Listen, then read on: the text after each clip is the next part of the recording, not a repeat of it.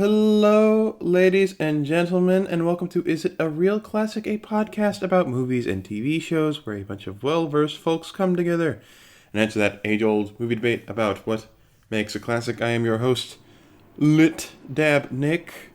With me today is John Wick Jared. Say hello, Mr. John Wick Jared. Hello, hello. We have a Cobra Kai KP. Sweep the leg. Sweep the leg. And unfortunately, Bad Times at El Justine cannot be here today, but we do have Ray Tatooey. Say hello. Stop. Don't. Rated just R call for him Ray. Rated R for my Ray. name, please. Listen, man. I don't think you understand how these nicknames work. I didn't ask for mine on the other one. You don't get to ask for your own here. We You are accept it. distributed. It is. You get what you get, and you don't throw a fit. That's what they tell you in kindergarten, and that's what they tell you on Is It a Real Classic? That is correct. Now, some real quick housekeeping. I do want to talk about how we rate things we watch, because we've been having, like, the first couple episodes that we've had on here, we've been kind of, like, eyeballing it, I guess. And we're, like... And I wanted to kind of set up a baseline before we got started, because I don't want this podcast to be, like, strictly, like, we have to defend it, whatever we're like, watching to the T. Like, even if, like, we think it's good, but we just want to talk about it, or even we think it's bad and we just want to talk about it, I want that to be an option. So, I have created a kind of ranking system on how we do this. Now, I'm not a big fan of the numerical, like, rating of 1 out of 10, 10 out of 10, blah, blah, blah, because I feel like that has a lot of drawbacks and blah, blah, blah. So, we had the ranking system of this. Number 1, a definitive classic, which is See Ghost Dog. I feel like that was the way we rated that, the way we talked about that, very clearly, definitive. Number 2, a modern classic, see HBO's Watchmen. Number 3, an underrated classic, which is like New Nightmare or Lil Shop. The difference between number 1 and number 3 being number 1, people kind of know that it's a classic, and we're just kind of holding it up to the light to make sure it is. And underrated classic being something that's like, do we know what that is? Do you not know what this is? If not, here you go. Is it just, frankly, just not talked about as much as we think it should be? We have a cult classic, which is kind of what we talked about with New Nightmare being this kind of thing that's campy, but it's still very good in its own way, and it talks about things in its own way. And then we, of course, have just not a classic, but we just want to talk about something about it. See Superman versus the Elite. Are we cool with that? Do we want to add anything else? We can. No, that sounds good. That sounds pretty well-rounded. This is liquid, so if we want to add a different thing on there, we can later, but, anyway. On to today's topic, though. We're going to be talking about Over the Garden Wall, a Cartoon Network miniseries. For those of you who don't know, Over the Garden Wall is a show about Wirt and Greg, two brothers who find themselves lost in a strange magical land called the Unknown, and have to find a way back home, all the while meeting people and strange challenges. That is putting it in the broadest of terms, because it is much more detailed than that, but let's just get started, because me and Jared are both presenting this one, because we both believe it's a modern classic, so this is going to be our pitch. I watch it twice a year. Twice a year, every year. Always once in October. Oh, yes, absolutely. I believe in that completely. What were our initial thoughts, KP and or Ray? It was a lot. It is a lot. I'll be frank. Yeah, I mean, just going through it for the first time, because I watched it, like, with them, it moves at a speed. Because each episode's, like, 11, 12 minutes long. Like, probably 12 minutes with credits and stuff like that. So everything that happens in the episode moves at a pace, and you're like, whoa.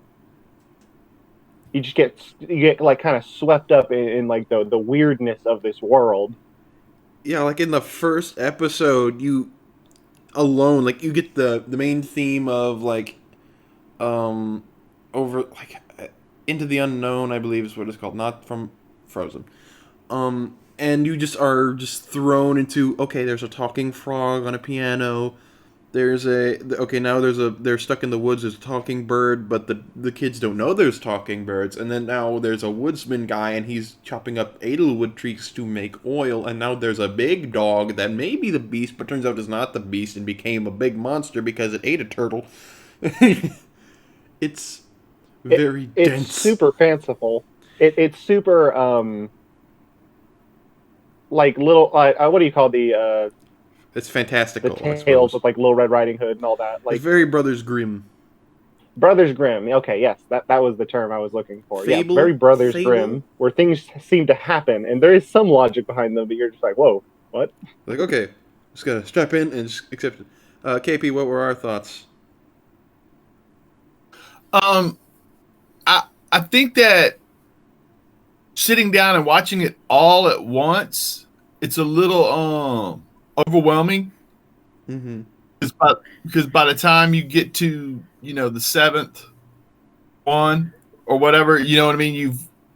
It's a lot to take in. You know what I mean, and so you can kind of. I'll be honest with you. I got confused. Yeah. Like at the end, I blurted out, "What? It was a dream," and then Jared explained to me. You know what I mean? I was frustrated. There was kind of a point where I feel like I think there's one episode that always kind of like at least from my perspective where everyone says, "Okay, what's happening now?" And it's the episode where I'm like, "Okay, this just you got to see it through to the end, and I'll explain everything when it's done, or the show will explain it if you I don't know." But what were you saying? Once I figured out what was going on at the end, it all kind of came into. Actually, once Jared explained to me what happened at the end, it all made sense after that, right? Yeah. It was like a rope ladder that isn't straightened out. Once you straighten it out, you go, "Oh, that's how that works." Yes. Loving the visual imagery. We're visuals. We're visual learners. Love that. It's kind of strange, especially with like a story like this where people would usually go slow.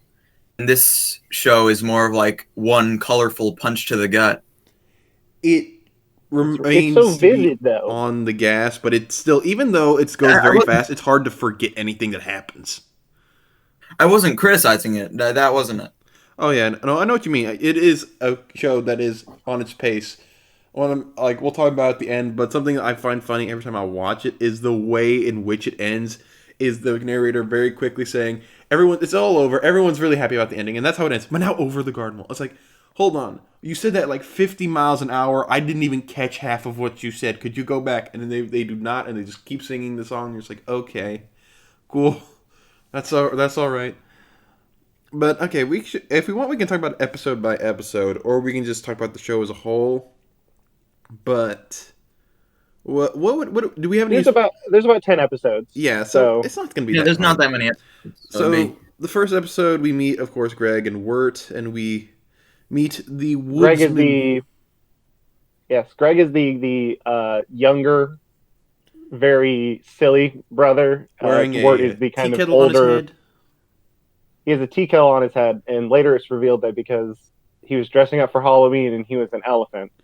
Which by the time you hear that, you're just like, okay, yeah, that makes total sense. That's, Greg absolutely would do that. That's not even a question. And Wirt is the kind of I don't know. I don't think he had a great plan for what he was going at. But he's the older, way more cynical, still very smart, but again, way more cynical than his brother.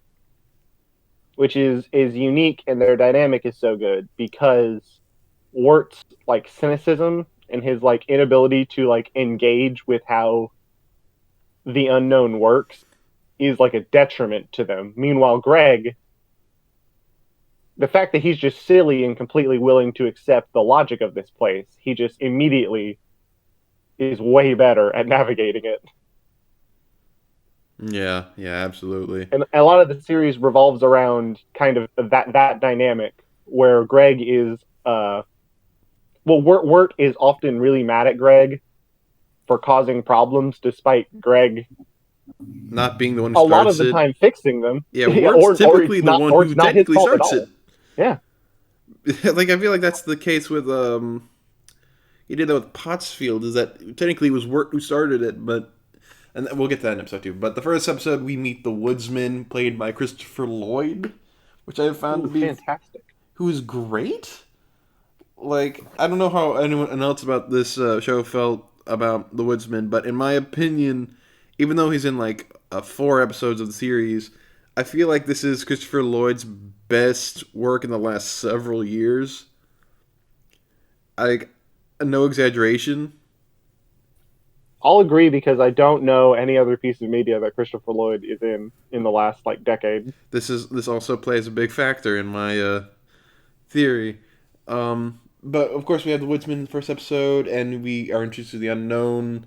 Second episode is my favorite, which is where we go to Pottsfield, and there's a lot in Pottsfield to dissect because it's just a town full of people who are in pumpkin hats and like costumes, and there's a big pumpkin king called Enoch, and they realize towards the end of the episode that they are just skeletons who are named and dug out of the ground and just are given things and have a big party for the harvest.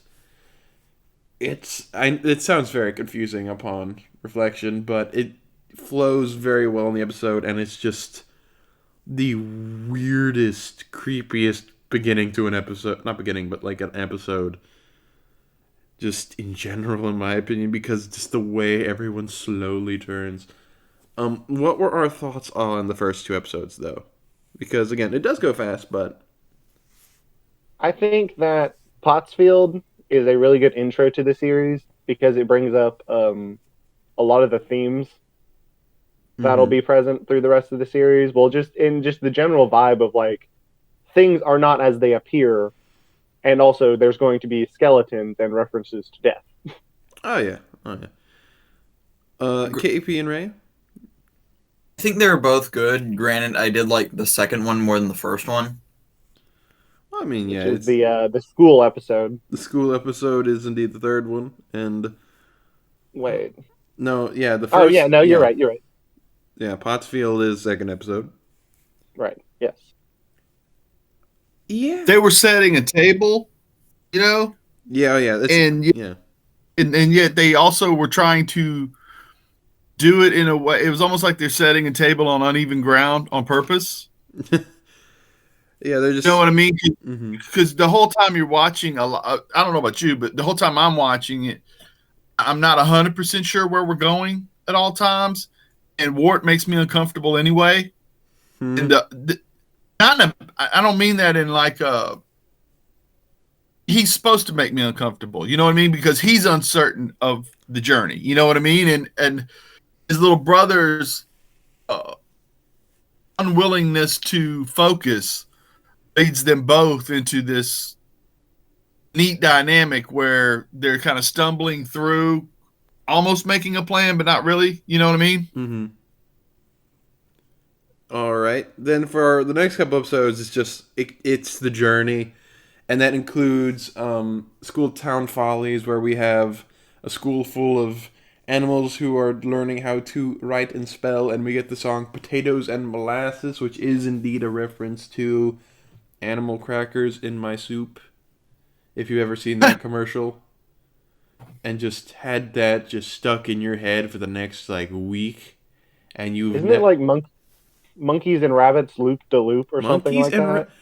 I don't. Shirley Temple is a whole thing, and It's so crazy to me that like I don't think I've ever actually watched a Shirley Temple movie, but I've seen that commercial so like many several times. movies length of that specific commercial over the course of my childhood. I had to have watched like 3 or 4 hours Oh, so many. just watching TV because it was on all the time. So many times. We had the Dark Lantern with the Highwayman, and where Wirt is designated the Pilgrim. We meet Fred the horse, he's a horse. He's a horse. Then we get Quincy Endicott. I'm going to kind of blow through these till we get to the end, so that way we can kind of pick apart the episodes if we want to.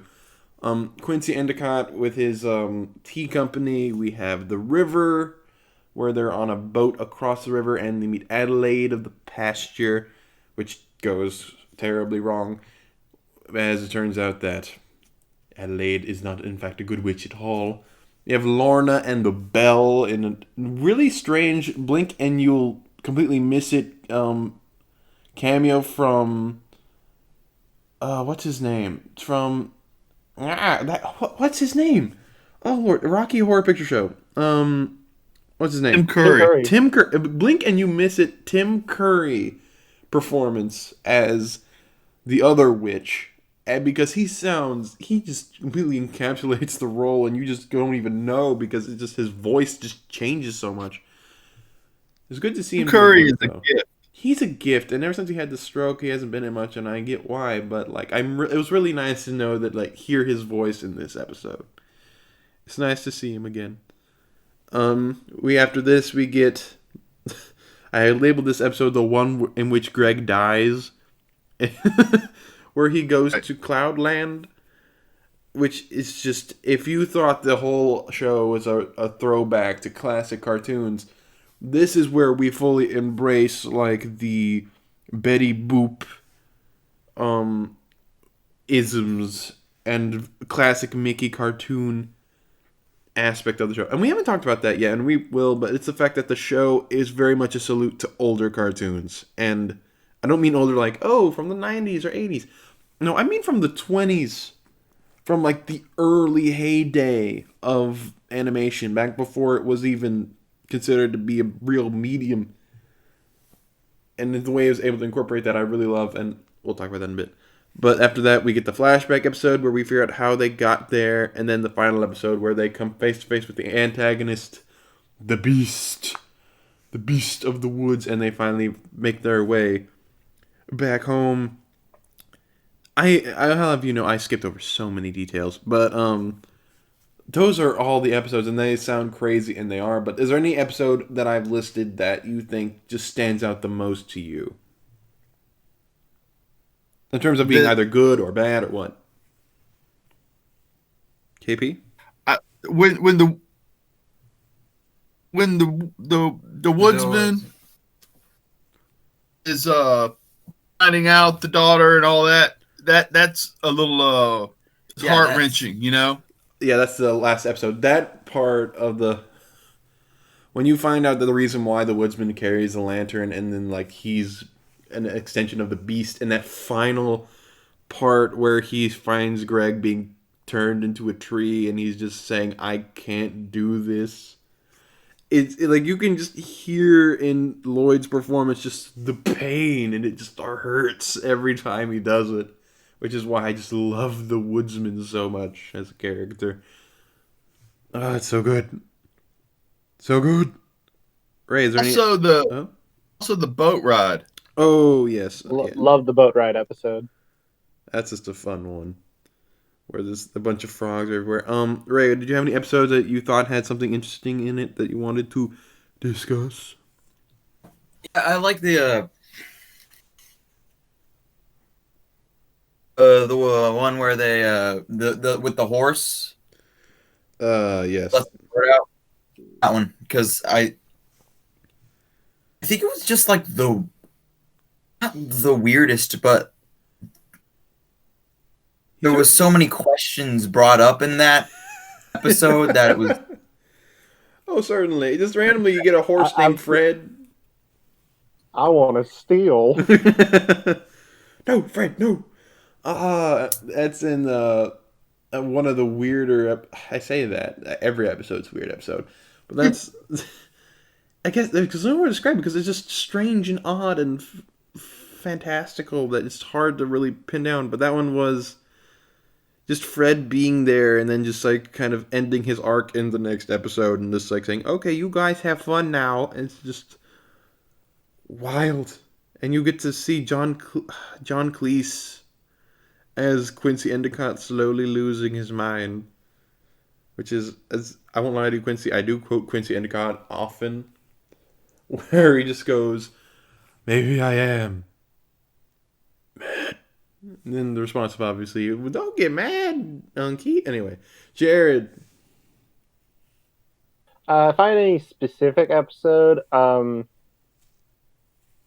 like the Auntie Whispers episode quite a bit, not just for Tim Curry's performance, but for it being a like interesting inversion of what you thought it was going to be, with the whole idea that Auntie Whispers is legitimately trying to help Lorna because she's like legit possessed by an evil spirit.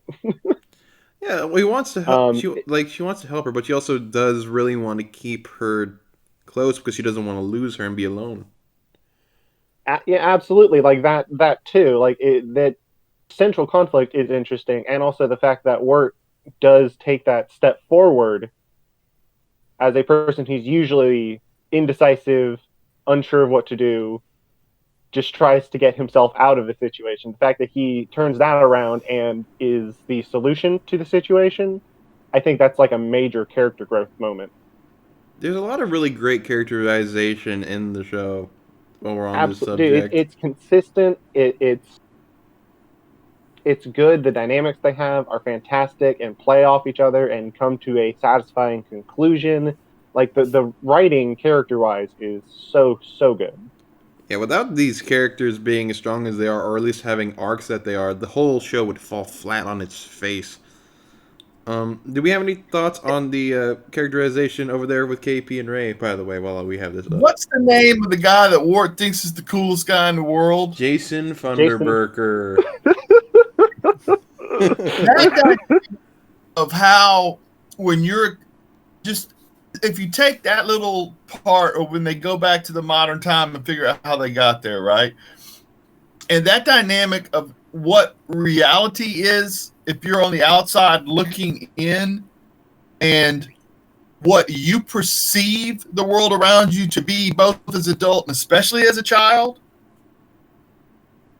is really neat how that gets explained just by seeing Jason Funderburk. Oh, yeah. Because he's constantly hyping up Jason Funderburker as being like the coolest guy who has like the girl that he likes and blah blah blah. And then you finally meet him, and it's just you think it's going to be the football quarterback because they kind of set that up as maybe that being the case, and then it turns out to be a whole twist where it's like this nervous nerdy dude's like, "Oh hey guys, I just this the it's just it's such a good moment because you kind of slap yourself in the head and you're like, of course he's like this. Wirt was describing him. It's like Wirt makes a mountain out of every single molehill they come across. I should have known. Right. Just the entire time I was giggling to myself because they were constantly saying, Jason Funderburger has it all. And it's like, who? Yeah, and Like, he's does he? You can hold my hand, Jason Funderburker. I don't care. At the very end. I love the kids. The kids are great. like the people in the unknown are fantastic. Like I will always scream about how great the woodsman is, but also just the just kids in the flashback episode, which are in it for an episode. Each of them, you just even though they have like one or two lines, like yep, no, that sounds about right. This I know people like this. This is fine. Just I don't know how they're able to do that in a couple of sentences, but it's impressive. But we Absolutely. man, there's a lot to talk about. There's a lot of text to cover. We didn't really mention Beatrice or the Beast much in the description of the show. The Beast being the thing that they're warning him about throughout the entire show, as being like the thing in the woods that consumes children essentially. And then you have Beatrice being the bird who kind of helps like I'm gonna help you guys out, and turns out she's just a very selfish person who's I say selfish, but She has a kind of there's a change reason. of heart. There's a method behind the madness, but like she's very much trying to do things for her own gain, which is different from like, oh, the kind bird in the woods is going to help me. More like a sarcastic bird who's just like, you kids need to shut up for like 2 seconds. But what were our thoughts on Beatrice and the Beast, which I realize are two completely different characters, but Well, Beatrice in particular is really interesting because of also the dynamic she has with like Wirt, where she calls him out on his BS initially because he's like full of it, just all the time full of it. But as she kind of understands him more, like especially in the scene with like the Quincy Endicott episode in the mansion, where he does know the different styles of architecture. She's like, okay, well, this guy's a little stuck up, but he knows his stuff. It might not be the same stuff that most people know, but he does know his stuff, and he might be an obstinate, rude, stubborn person, as shown in like the school episode, where Wirt's just like, oh, I guess I'm a pushover. I guess I'll just sit down and be at school Go now. to the dunce box. And he's just that episode's so funny. That's good. Wirt's so crappy. I love him to death. I But relate to him he a really lot. is stubborn, rude, obstinate. My favorite type of character. He's just the worst, and I love him. But the dynamic they have, and also not to mention that she's not exactly doing it for her own gain necessarily. There is a level to that, but it is also to right her wrong by committing another wrong.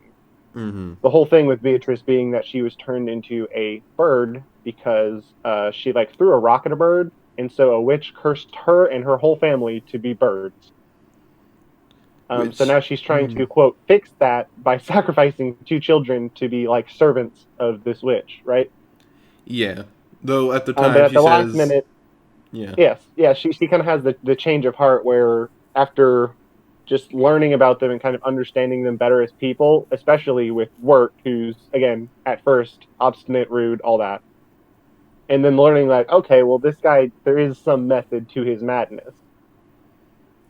He is a person, and I can't just ignore that for my own benefit, which is really interesting.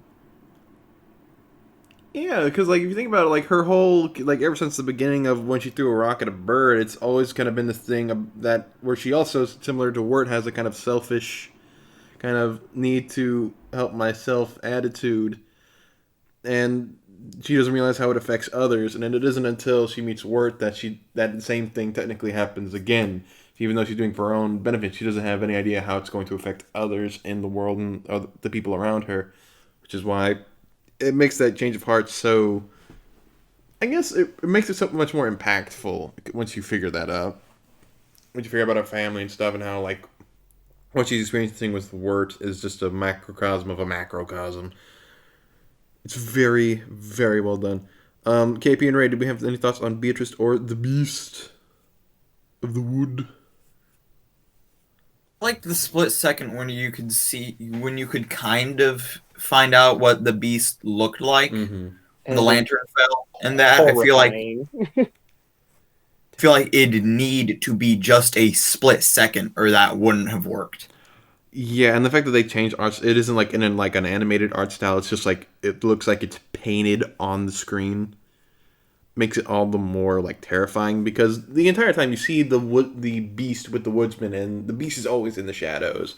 It's just this weird, tall, slender figure with like branches or elk like antlers sprouting out of its head, and covered with a kind of like I don't know, a shawl. Is it a poncho? Yeah, almost looks like that. Yeah. Yeah, and then like when the lantern of the woodsman gets flashed on it, you just see. He himself is an Edelwood tree full of a bunch of faces of screaming and lost children, which is terrifying. Like, oh, that's the worst thing I've ever seen. Oh my god. Oh, well, there goes my sleep for the next 5 years. Okay, cool. But again, the very split second you see it, and your brain just like does not quite have time to process it, so you just get this instant of like chill, and you're just like, oh my god, what was that? It really does add to like the intimidation factor and like what the beast is supposed to represent, which is we'll discuss the show and how it represents something else in a second, but just the way in which like his malicious intent kind of like you know he like obviously you know he's bad from the jump because he just wants the trees and he wants the children to get lost. But it isn't until you see that you truly kind of like it's talked about, but you see how many children he has consumed over the decades, millennia that he's been doing this. Who knows how long? It's creepy. Okay. Now with that all being said, we're gonna jump over to 2 different sections, which is the music and the style, which is like classic Americana. like Mark Twainism, and Actually, but yeah. if I could say something about the narrative of the final episode, Oh yeah, go ahead. Go because ahead. I think it wraps the show up in a wonderful little bow, even outside of what we're going to talk about later with it, like the whole Dante's Inferno thing. But in the text, the beast kind of preys on people's unwillingness to engage and progress in the unknown, which is again very emblematic of what like Wirt is. Wirt's just like willing to give up constantly, which is exactly what the beast wants.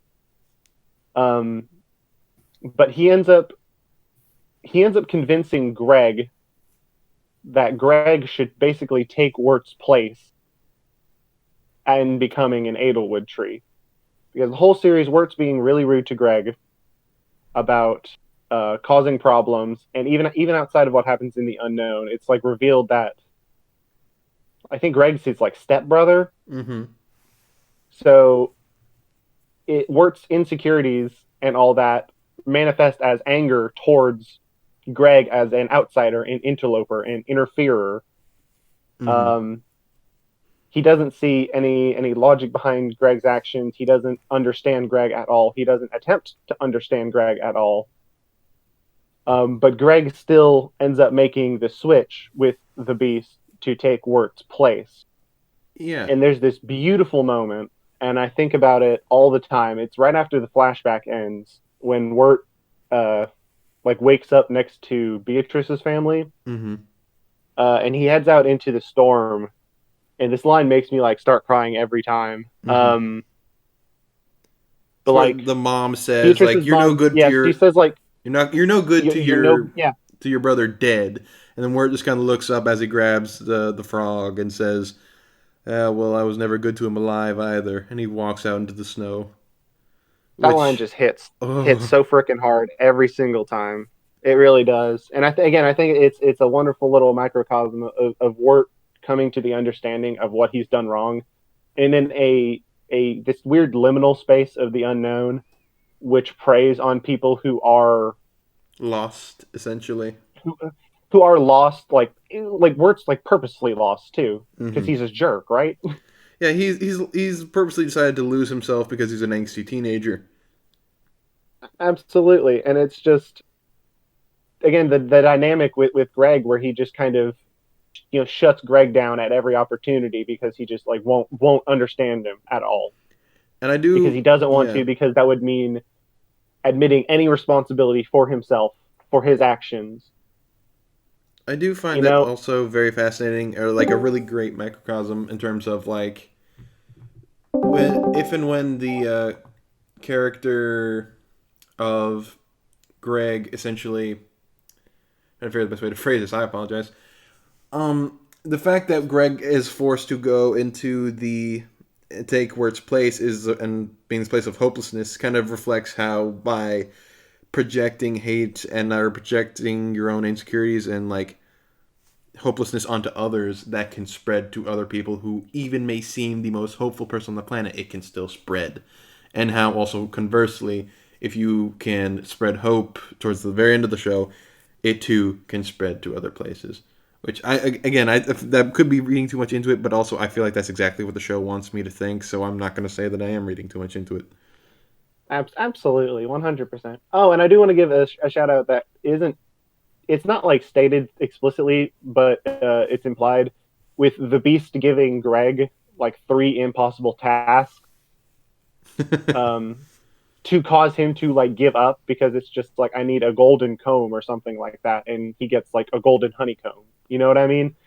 But again, A that's spool of emblematic silver of Greg's thread. like outside of the box thinking, making him less prone to the Beast's influence and stuff like that. And it's like, dude, Wirt would have given up literally the first opportunity available. Oh yeah, But Greg just sees the world in a different way. he's young and youthful and full of happiness. Yes, sir, young man. Love that. All right, now we're gonna go back to the other bits, which is again. One looks at things as an opportunity, and the other looks at things as a task. That's actually Absolutely, that's a 100%, fantastic way to describe 100%. that. Yes, 100%. Um, Very good. But once again, we have the music and the old Americana style. This Yes, this yes. show has really good music choices. Like it, I think I describe it like if you go. The only way I can describe it is like if you go to like Disney World and you go to like Liberty Square, you go to like Frontierland or something. This is the music that like you would expect to hear, just like very classic Americana, Mark Twain esque, like Gilded Age, I suppose, music of like the early 1900s. It's just like the emphasis on the violins and like this kind of I don't know how to describe that whole thing of that music style of just being just sounding, Some organs, yeah, like a touch of organ, horns. but mainly just the emphasis on like a violin, I guess, kind of like taking them through it, like a single violin taking the melody.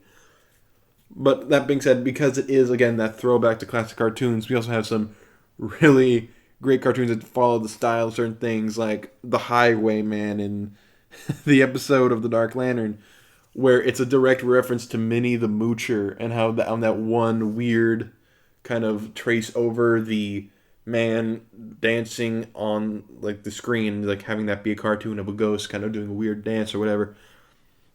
It's that whole like 30-second song. Do we have any favorite songs though out of the series?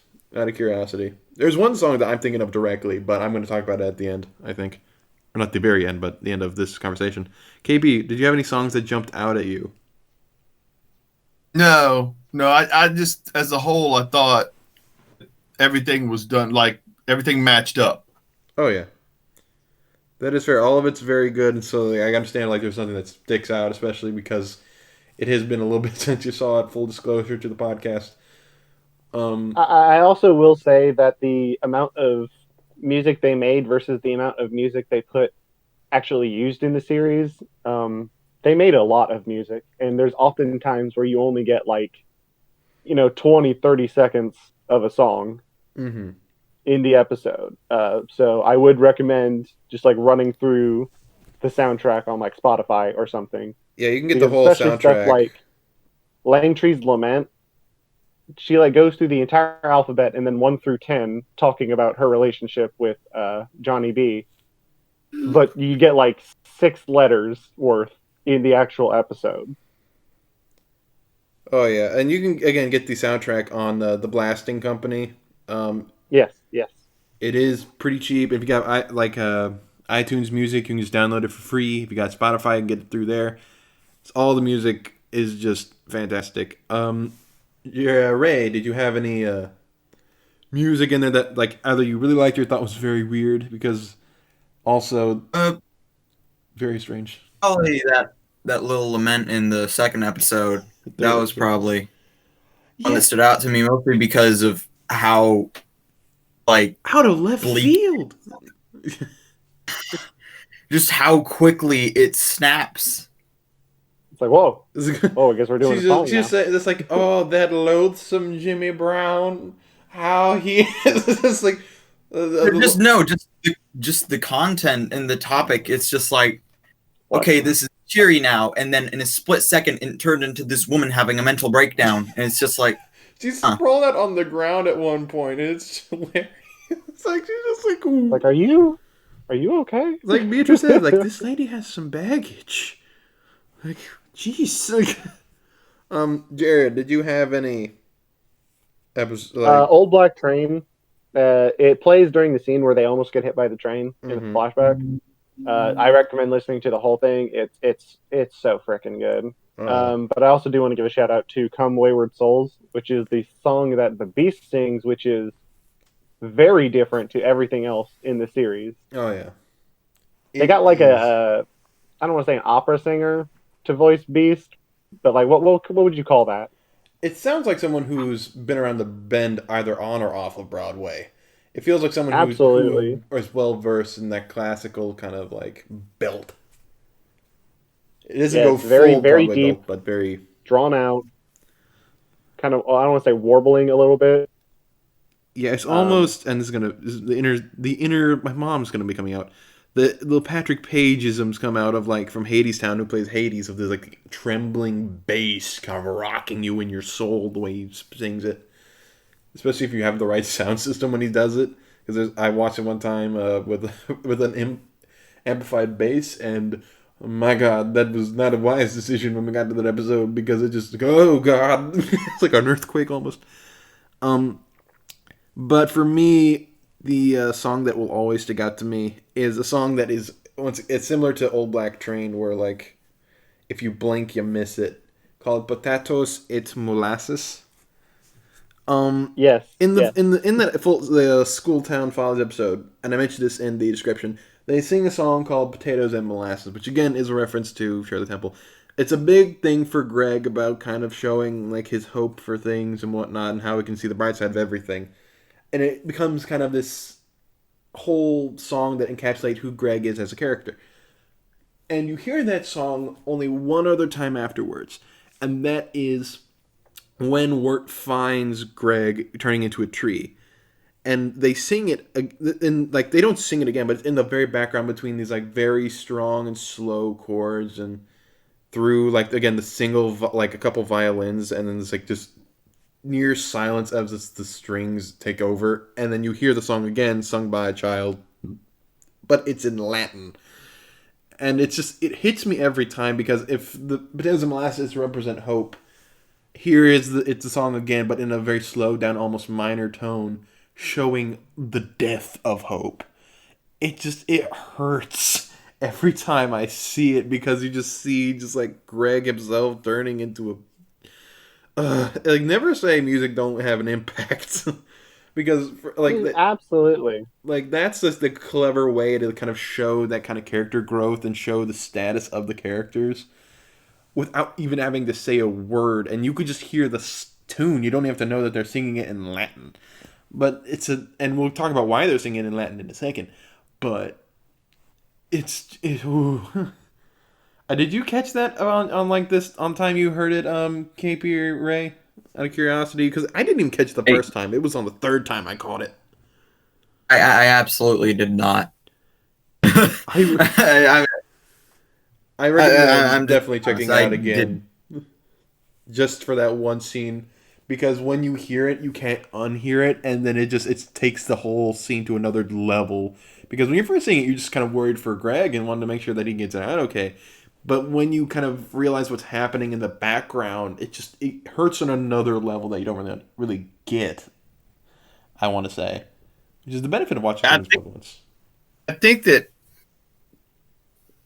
I said to Jared when it was over that I think it's the kind of thing that the movie itself is the kind of thing where there's a lot of nuances that you're not going to get the first time around, because it's a full picture instead of being able to focus on the different parts and how they emphasize the importance of what's going on. Mm-hmm. Like I said, I mean, I didn't get what you're talking about the first time watching it, but that's probably because I haven't watched it a second time yet. I think it's the kind of thing you should probably watch like every autumn. Oh yes, absolutely. It does have that kind of. It is the perfect show for autumn, and it's again a thing where it maybe benefits from being a miniseries, because if it was all in 1 hour and like 30 minutes, like how the show usually is, you can very easily miss a bunch of things. But because they're episodic, you can. And if you're watching it like you would normally on Cartoon Network, you could watch the episode, think about the first episode, and then just watch it again. Just kind of look at the details, like, okay, but why did that happen, and why did this happen? And you can see all the little details that makes it work. So I feel like that's why it benefited from having this episodic nature to it. Definitely. But I also definitely agree about it is the perfect show for autumn. As Jared said, this is a show that we watch typically at least twice per year, and it's typically twice during this time of year. And that's because it perfectly encapsulates the autumn feeling, and because it takes place during the fall as it transitions to winter. And that's just a very specific detail and you were talking about the nuances, and you're right, we should talk about the nuances, because there's another way in which to read this show, which is how I read the show. Fun fact, everyone watching the podcast or listening, this show is also a could like near direct it's not direct, but it's a very loose adaptation of Dante's Inferno, which, if you remember parts of your English or history or whatnot, that is the story of the poet Dante being taken through hell to find the love of his life, Beatrice. So it's just a thing that came up with the ideas of the circles of hell, the 7 circles of hell, or something, or 8, and it's so weird to say that this show is Dante's Inferno because it does have this kind of very old cartoon style and does feel very fantastical and wonderful. And then when you figure out, oh wait a minute, this is just a translation of someone's journey through hell, it's the whole show takes a whole different dimension because the show, as the ending kind of implies, is the 2 brothers were knocked into the river, and you assume it's a dream. But once you figure out that it's Dante's Inferno, they were dead and fighting for their souls in the river. Which, oh no. Yeah, when you say classic, you don't realize that it's 14th century classic, not. Oh yeah, it's like and I literally blurted out it was a dream at the end, and then when Jared said, explain more of what it was, I was like, oh wow, that totally that changes every single thing you've seen. Yeah, because you first think like, okay, it's a dream, and then you see him shaking the frog, and it has like the bell. And so wait, was it not a dream? And then it's only when you know that it's like the direct parallels to Dante's Inferno are really too on the nose to not draw the comparison. And Patrick McHale, I don't think has ever said it was, but it's a thing where I refuse to believe anything else. Like there's too many. There's too many parallels. Yeah, like even outside of just specifically names. Yeah, like every episode typically is a different level of hell. The first episode is the entrance. The second episode of Pottsfield is Limbo. And I love that episode being Limbo because Pottsfield is a reference to a potter's field, which is a big mass of graves for people who didn't have names during the Civil War, where they would just dump a bunch of corpses into the ground, bury it, and just call it a day because they didn't have time. And so, and of course, that kind of adds to what Pottsfield is and how they're digging up these bodies to give them names and an identity now that they're in limbo, these forgotten souls. And the fact that Limbo is guarded by a guard, and now we have Enoch guarding the way from Pottsfield to the rest of the unknown.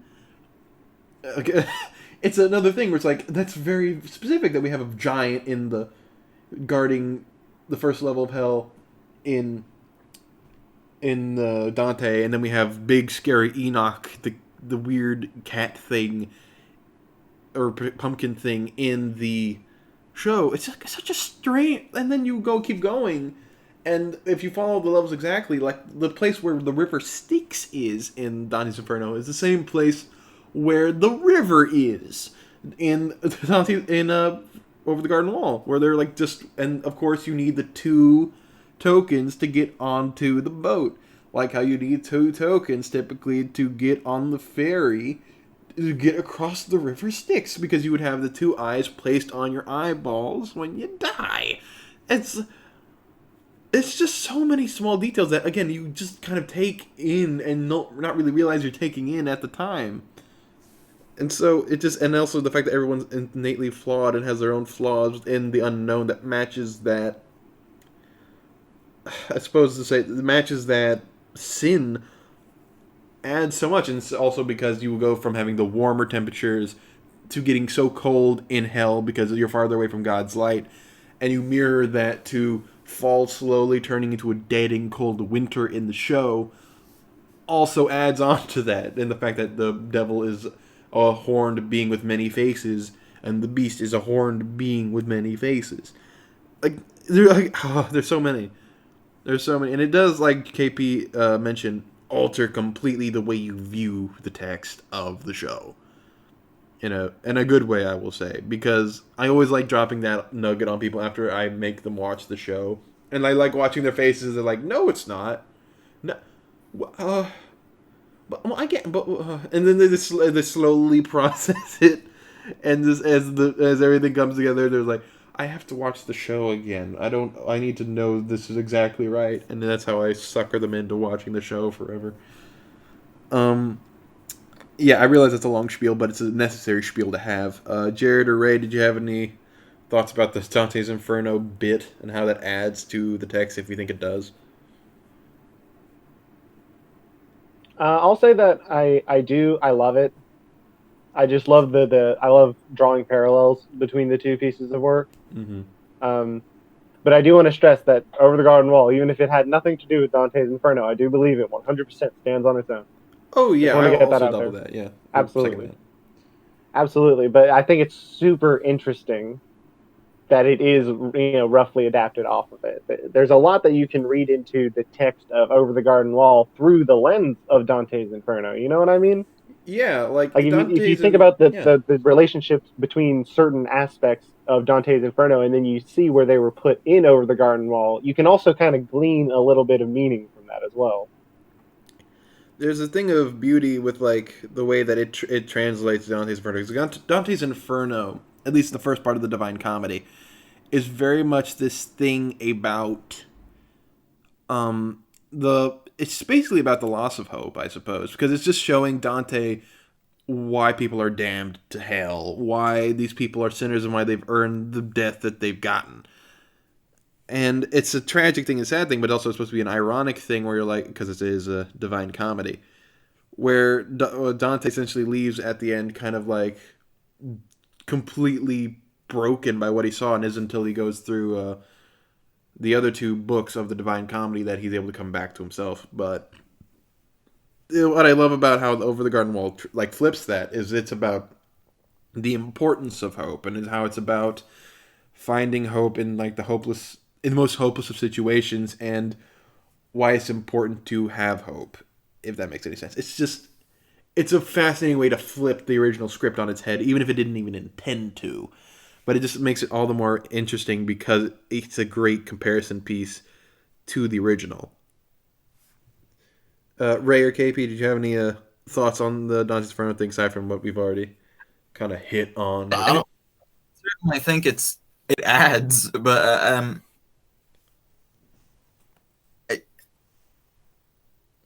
it's kind of it's always kind of a weird realization when you get that explained to you.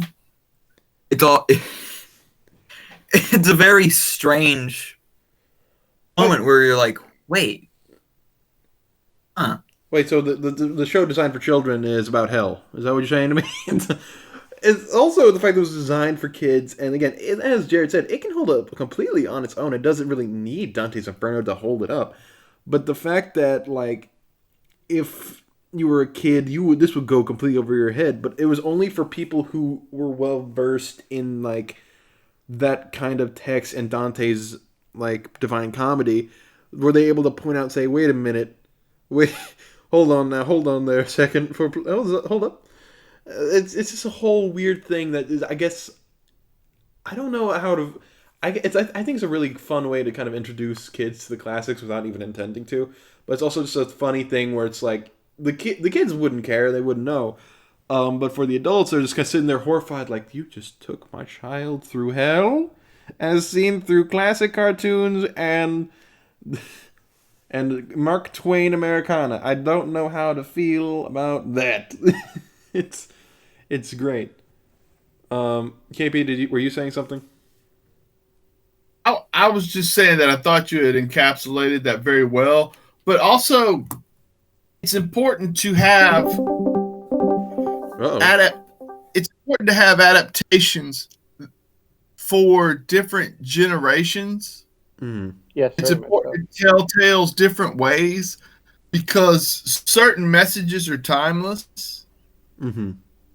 Through uncertainty, we all need to figure out a way to find hope. We all need to, you know what I mean? So I think that you can never stop telling these timeless tales, and I don't think that you can just read, like, you can't just do the same thing over. It needs to have a different feel and package all the way around in order to reach different generations and different groups of people, right? Mm-hmm. Yeah, definitely. I 100% agree. That's the point I was going to make, was that it's like a rough adaptation, but it carries a lot of the same ideas of being about something, if that makes sense. Where it is a not even just a modern interpretation of it, but like a modern version of it, like a successor of it in some ways. Oh, absolutely. It is the perfect modern adaptation of Dante's Inferno that we've gotten a couple, but the fact that it's able to do so in this manner and is able to have its own unique flair to it and its own like conversation with it, that you can either leave with it or you don't even need the original text at all. That's something unique, and kind of as we work our way slowly to the soapbox part where we kind of defend our stance on it, my argument for it being a modern classic, and I feel like that encapsulates the reason why. It's because there's no real one way to define Over the Garden Wall, which gives it its staying power. Why it, even though it came out in 2017, and that isn't that long, but it's the reason why every autumn I watch it again. Every once in a while I'll watch it again because there's always something new to find. There's always something new to encapsulate, and there's something really beautiful about the central message of it that, given to kids or adults, is something necessary to feel and to hear. And the fact that that does so in its own unique fashion once again, and it's able to be the salute to classic cartoons. We didn't really go into it much, but there's a bunch of references to like Betty Boop. There's a bunch of references to like classic Mickey Mouse cartoons, and it's a perfect like embracing animation as a medium and just feeling free to go dark with it, but not go completely dark to the point of being edgy.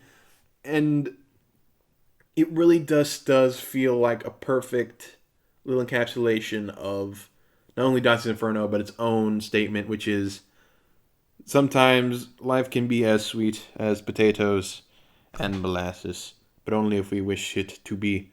That's my soapbox thing. It's very brief, but also I feel like the text speaks for itself, even though it is really weird. Jared, did you have any speech you wanted to give? I definitely agree with every time I watch it, I feel like I glean something a little different from it. It's something where the little details you notice, and when you do notice the relationship between two things, is more prominent last time than the last time. Stuff like that, where it's just like, oh, huh. It makes me think, and it makes me reinterpret it. I love media that I can revisit and think about in different ways, especially like over the years. There'll be different parts of media that I find to be that stand out to me more, depending on like what I'm going through at that point in time. Another media that's like that is like Neon Genesis Evangelion for me. I end up watching that like every couple of years, and every time I've watched it, much like Over the Garden Wall, I come off with a slightly different interpretation of what it has to say, and I think that's a hallmark of a really, really good piece of work, where you can revisit it and think differently about it because you're different.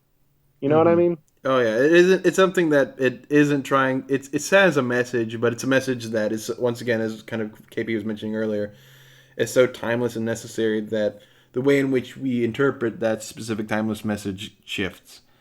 It isn't trying to beat you over the head with like, and then we're talking about this, even though those have their place and they are pretty good as well. But this, I don't know, a whole other level for me.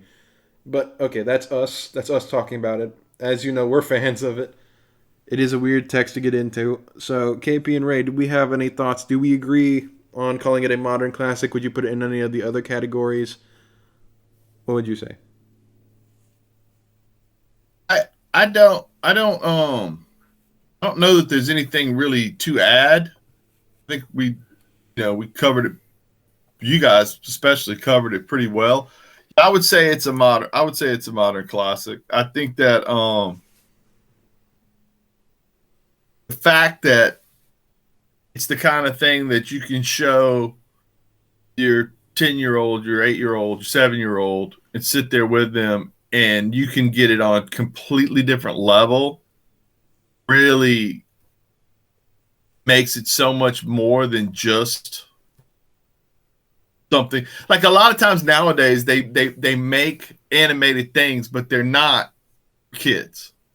Oh yeah. I mean, it's totally for an adult, which is kind of defeats the purpose of the genre in some ways sometimes, because you do need to be able to share that with young people and then get something out of it. And as they grow, the importance of the film or the series in this case grows with them. Mm-hmm. I do like that. I do like that. Ray, what did we think? I think if I don't think I can give anything else because there's just so much to this show, and I think I have to give it a modern classic status. So we welcome Over the Garden Wall to modern classic status next to Watchmen. It's good to hear, good to see. If y'all want to see something similar to this, recently there was a show called Infinity Train. It's on HBO Max. It is the spirit. The way it was described to me is it is the spiritual successor to Over the Garden Wall, and Jared can also attest that it definitely is. That's not, not what we're going to talk about next time, but just something I want to throw out there. No, definitely. I mean, it's kind of has the same like liminal space deal with the unknown, because the characters are on this train that's like, I guess I'm not giving too much away, but the idea is that they have to work through their problems in order to get off the train. But the train is in this like weird dimension, and like every train car is wildly different. Like if you enjoyed the general feeling of the unknown and not knowing what would come next and how the protagonists would react to it, solving their own, going through their own issues and stuff like that, absolutely the same. It's super, super good. Oh yeah, absolutely. And you also get like some other like really crazy random voice cameos. Like Ernie Hudson is in the entirety of the first season, and then you have Ben Mendelsohn in the entirety of the second season. It comes out of nowhere. Like is that the dude from Rogue One? Is that the dude from Ghostbusters? What's he doing here? It's just. I think that's my favorite thing about a lot of animated shows. Is like hearing a voice and you're like, hey, wait, hey, no. Who is that? That's the way I feel. You sit there and you have to pause it and you're just like, I know who that is. I swear to God. I know. Yeah, it bothered. Like that's the thing. Like other shows do that well nowadays. Like the new DuckTales on Disney. Like they have David Tennant playing Scrooge McDuck, and every time I watch the show, which is another show I recommend also. It's weird because I just hear Scrooge McDuck and I have to take a step back. Like, no, wait, actually, that's also the Doctor and the Purple Man. And I don't know how to feel emotionally about the fact that Scrooge McDuck is played by this same guy and how I can't tell every single time I watch the show. But, okay, that's enough of rambling. That's just us rambling about good animated shows to check out. But next time, it's spooky season. It's Halloween season. So, even though we watched a couple horror movies before now, for obvious reasons, we're going to be talking about the definitive Halloween movie, simply titled John Carpenter's Halloween. It's gonna be exciting. It's is it the classic that everyone says that it is? It is arguably the very first slasher movie ever made, even though the couple others could claim that title. We're going to talk about it over here next time, so don't change that dial. Don't forget about us. We may release it early, we may release it later than Halloween, but it will be up for you guys.